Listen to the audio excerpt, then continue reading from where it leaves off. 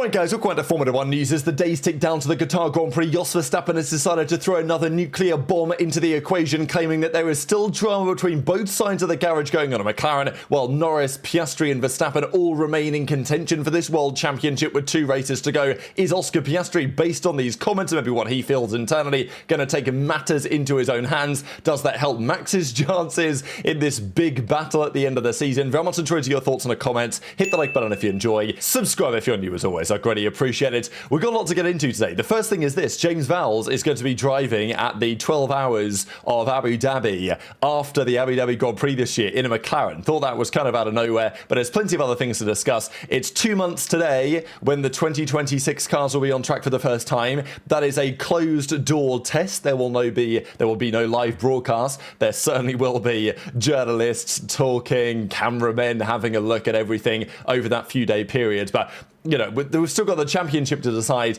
2026 is only just around the corner, including the Madrid Grand Prix for next year. So if you guys saw yesterday's video, you will know that there are rumours that the Madrid Grand Prix might not be ready on time for next year. They've got a couple of pictures of how the, let's just call it, construction site currently looks for that Grand Prix. It may be cancelled, they may go to Imola. Although there was a representative from Madrid who says the following: the circuit is ahead of schedule compared to the planned timeline for its execution, and it's going perfectly. So, you know, whenever you hear that, not only is it going perfectly, but it's ahead of schedule. You know, do we believe him? I'm not quite so sure. He says Madrid, despite the reluctance and the annoyance it causes to some, is going to have an F1 Grand Prix, which will be one of the best Grand Prix, if not the best. So, yes, this guy sounds like absolutely the type of man that we want in charge, and, well, who knows how things are going to turn out. He says it's fine, nothing to worry about. All you haters, you're going to, you know, have to eat your hat, as it were, when the Grand Prix is actually spectacular. This is the circuit, by the way, so, well, yeah, if you've seen that onboard, I mean, look, you can even see the roundabout. If you've seen the onboard that they played around with, it's just awful. It really is. Like, the idea that this could be one of the best, if not the best, is just hilarious. Now, speaking of one of the best, if not the best, how about this? This is a proposed track in Bangkok. So there's been the talk about the Thai Grand Prix. Whether that's going to happen or not is a good question, but they've certainly made plans to maybe make it happen. This is a proposed track that they could run. We've got track length. It runs clockwise. You've got a 1.2 kilometer straight, 18 turns. They're saying that this would be a grade 1 FIA circuit, 108,000 spectators. They've got grandstands. They've got permanent structures, temporary structures, whatever. So that's what they're trying to work on. We'll see if that goes anywhere. But again, there's interest from the government. Alex Albon understandably has said, yeah, down for a Thai Grand Prix. Is it going to happen? We will see. Let's talk about Red Bull. Some drama going on over there. Yuki Tsunoda, unfortunately, it's probably over for him. I thought it was very interesting, though. He had some very strong words after the Grand Prix on how they screwed up his weekends. The team admitted that they made big mistakes with his tyre pressures on the Saturday, and Tsunoda actually said this: I want to know why this thing, it was basic stuff. It was so far out of the window. I'm not talking small or anything. There's no chance to be competitive with that. I think it was avoidable. We couldn't avoid, or at least improve the session. Something to look at. We literally threw it away.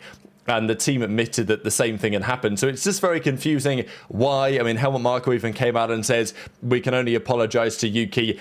Look, the absolute full focus and attention of Red Bull is on the number one side of the garage. So Yuki is just, you know, it was doomed to failure, really, I think, before this season. Well, before the season began, it was Lawson in the car. But, you know, when he did step into the car for round 3 and beyond, it was probably doomed to fail anyway. But certainly the last few rounds, the level of operational mistakes they've made on Yuki's side of the garage is difficult to explain for some. At the end of the day, I don't think it's going to matter.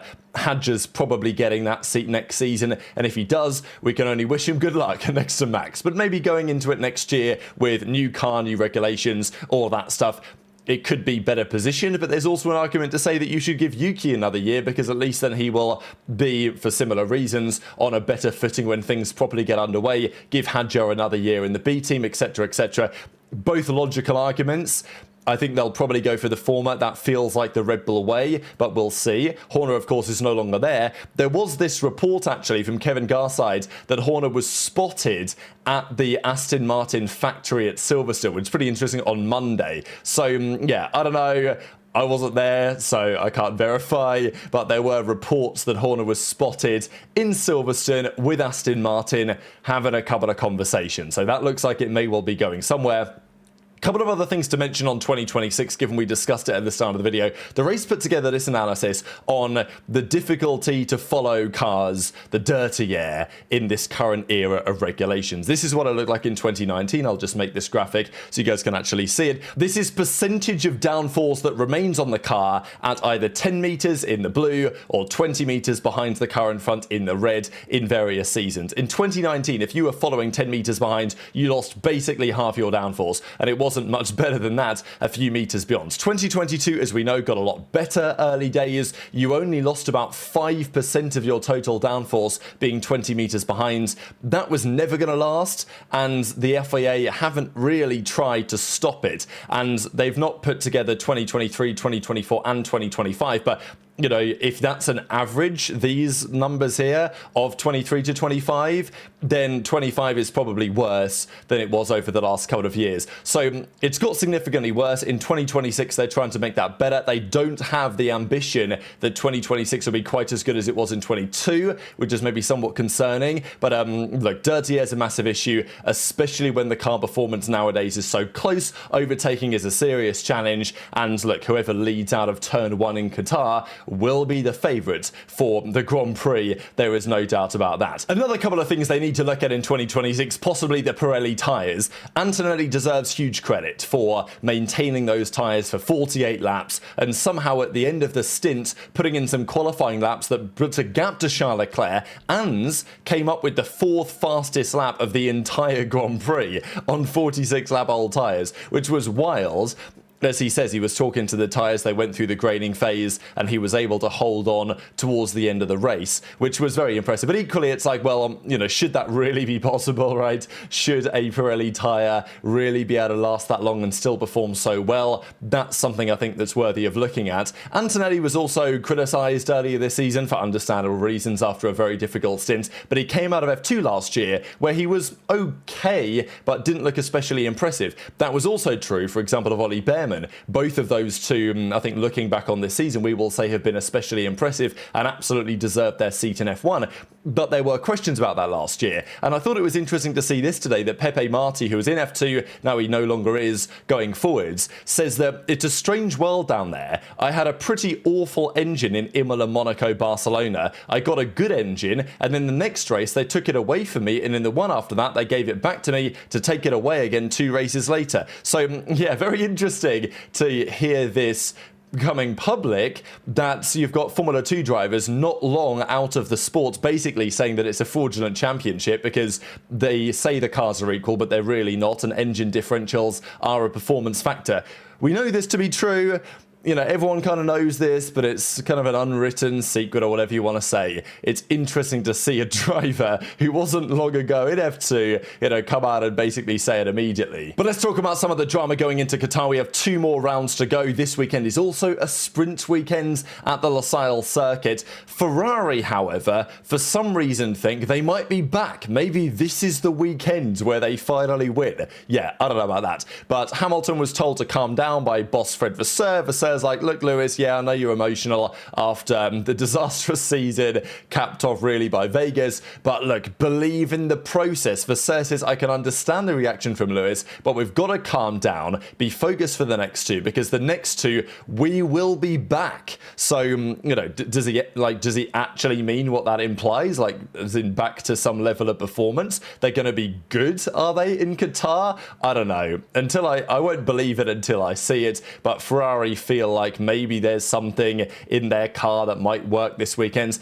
Again, if you're Lando Norris, I think you would, like, it's not ideal, obviously, but if there was a world where either the Mercedes or the Ferrari or maybe both, for some reason, are just incredibly good in Qatar, then that works for Lando, because if Max finishes 3rd or 4th or something like that, it's very difficult for Lando's championship lead to be closed up. Whereas if Max wins and Lando is 2nd, all of a sudden things get especially precarious going into the Abu Dhabi Grand Prix in a couple of weekends' time only. Now, Fred Vasseur also said that, I won't give you the details, but Charles comments on the wet weather issue. So basically, Charles Leclerc said, ever since he's been at Ferrari, they've been terrible in the wet. Now, this is objectively true, really, at least in terms of how they've performed in wet races, generally speaking, compared to dry races. They've not won a wet race in about 14 years. Charles said it's always been an issue for them, but Fred Vasseur says no, it's nothing to do with that. We were P1 with Lewis briefly in FP3 in the wet. It's like, well, that means a lot, doesn't it? Having not won a wet race in over a decade. But he goes on to say it's just conditions on the grip that we're struggling more and all this. You know how it is at Ferrari. It's all about just defending the team and the car to the hilt, even if things are a disaster. And it kind of, this Sebastian Vettel comment was relevant. He said, I told Lewis before when he made the move, I said, the only advice I can give you, the best advice I can give you is learn the language, learn it really, really well. Now, does he mean Italian here, or does he mean the language of Ferrari, right? The politics, the way you have to speak, the way that things are done, the way that you go about things. To me, I think that's more what Vettel is talking about. But yeah, intrigued to your thoughts in the comments, whether there's a little bit of an undertone there from Vettel about what it takes to succeed at Ferrari, because, Seb, he gave it a good go, but in the end, it wasn't enough. And, well, Hamilton is definitely experiencing some of the same. Vettel also gave some comments on Max Verstappen, because Max is undisputedly a threat right now in the championship.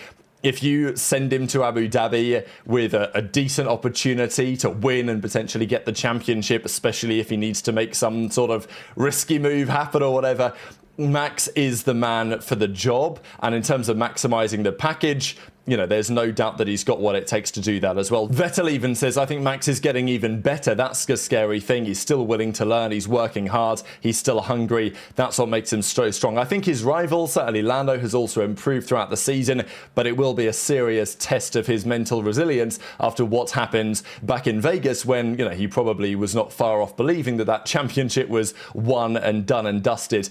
McLaren, though, their skidway in Brazil was pretty marginal. We now know that to be true. They got disqualified for it in Vegas.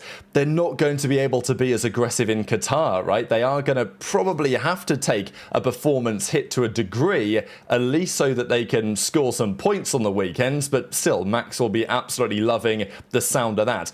Now, with all this in mind, Jos Verstappen is at it again. So, Jos, he said something similar not long ago, and we mentioned it on the channel, and it basically implied that there was some sabotage going on at McLaren, and Jos will do whatever it takes if he feels like he can give Max a better chance to win. And by stirring the pot, by throwing a grenade in there, Jos maybe feels like he helped over the last few rounds by sowing some seeds or whatever internally at McLaren. So I think Jos has decided, you know what, I'm going to do it again, create this talking point, maybe rile up Oscar Piastri a little bit more, because it feels like Oscar is not happy with the state of affairs at McLaren. It's pretty obvious, to be honest. He's now lost the championship lead. Mark Webber doesn't seem very happy about the way that things have gone. There's talk about how, as the season went on, did they listen to Lando more in terms of car development than Oscar? Stuff like that that's led us to this point. Is Oscar's car being sabotaged, right? I don't see any evidence for that. But I think there is an argument that as the season has gone on, things have started to favour Lando more.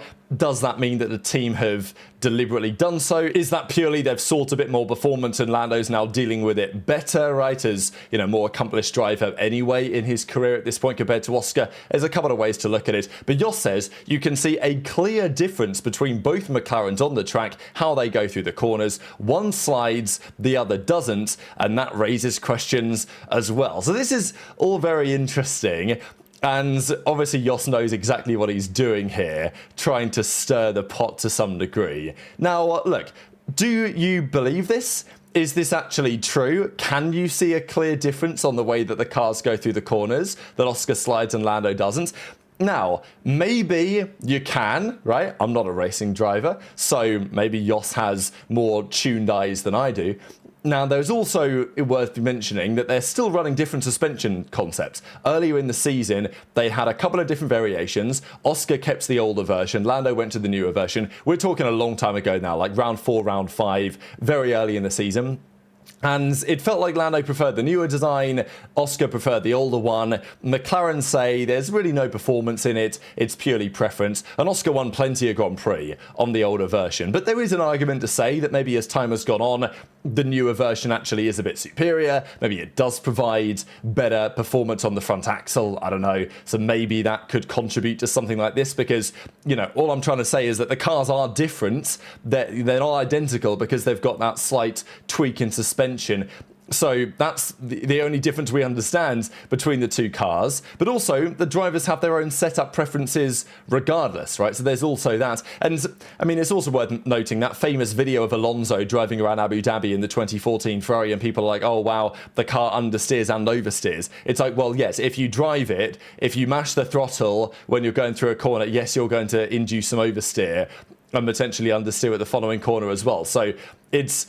What I'm trying to say is it could be driving style, right? Driving style or just driver ability, right? If Oscar is overreaching, then his car is going to slide. Does that mean that there's a problem in the car? Not necessarily. If you get me to drive an F1 car, it's not going to look as good as Lando does. Now, obviously, if you think that Oscar and Lando are exactly the same in terms of skill level, then this is an interesting question. And to be fair, it looked like they were for a large part of the season, but not right now. So, look, Jos knows what he's doing, I think. There was also a few interesting comments following the Grand Prix. We can actually see here this shot of Oscar. And, well, what's he saying? Yep, okay. He's, well, I don't know what's going on. We don't know what's being said, but anyway, someone was looking through the window and they were finding Oscar having some sort of a discussion. Presumably, he knew at this point he was getting disqualified from the race and there was a level of frustration there. And I feel like Lando probably doesn't feel too dissimilar at the moment either, but he has to put that behind him and go into this weekend and try to continue the strong form and momentum that he has had. But it's not going to be easy. He also didn't have a great time last year in Qatar. He got a 10-second stop-go penalty for failing to slow under yellows. If that happens again, we could be on for a serious battle. But he can still win the championship this weekend if he's 26 points ahead. There's a few permutations. Effectively, just win the race. And then if he's top 6 in the sprint as well, that will be enough. Because if he wins the race, he then is in a great position when it comes to count back whatever happens in Abu Dhabi with respect to the other guys. And as a result, if he wins and he's 25 points ahead, that is enough to get the job done in the championship for next year. So that's how things currently stand. These are the technical permutations. At this point, they're relatively simple, but it's also relatively likely that we will go to Abu Dhabi with still potentially a 3-way championship fight. There is also a scenario that we could have a 3-way tie, potentially. You know, 2021, we went to Abu Dhabi, it was a 2-way tie. It is possible if Norris and Verstappen were to crash out of the sprint and Piastri was to come second in the sprint and the race, then Norris, the same thing happens as last year and he comes 10th in the Grand Prix and Max wins the race, then they're all tied at 391 going into the final race, and it's a simple matter of whoever finishes ahead wins the World Championship, which would be quite remarkable. Also extremely unlikely, but I don't know what the script writers are cooking up for this weekend. It could be something pretty special. These are the results over the last few years. Qatar 2023, Abu Dhabi 2023. These are tracks where Max has gone very well, as we know, in recent times. But that was also true after Austin, right? Like Max had just won in Austin. We were just going to go to Mexico. It looked like it was going to be another good one for Max. That was not the case. Now in Mexico, they did bring a slight tweak to the floor that didn't really work out. They've now gone back to the older specification and they're in a better spot.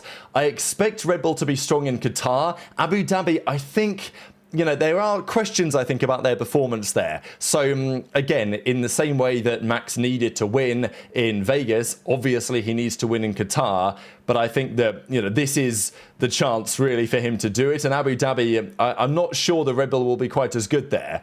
but it may not matter because at that point it may be man versus man rather than machine versus machine. But very much enjoyed your thoughts in the comments. Hit the like button if you enjoyed. Subscribe if you're new. Take care. And I'll see you next time.